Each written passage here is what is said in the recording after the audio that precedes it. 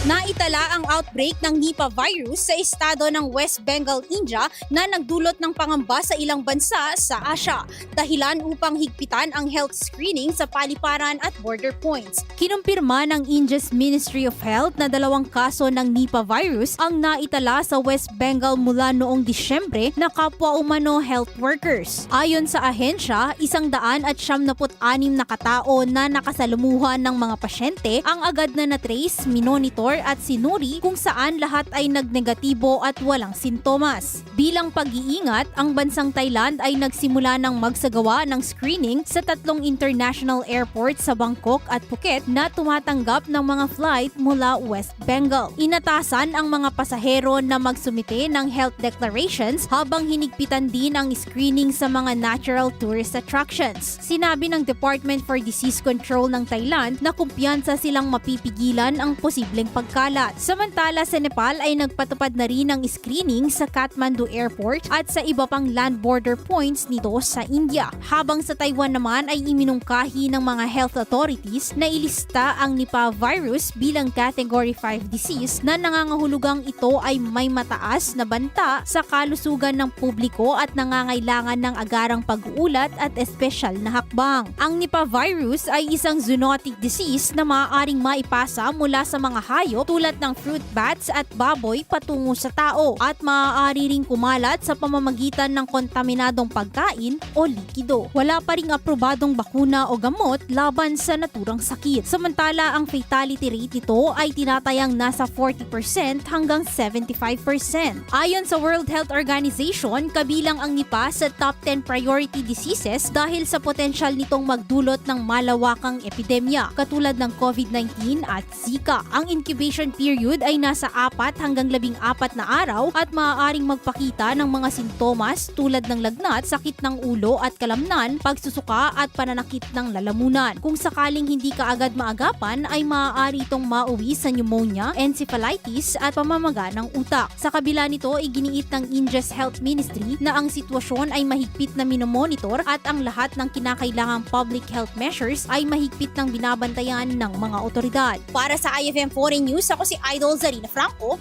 Idol! IFM News.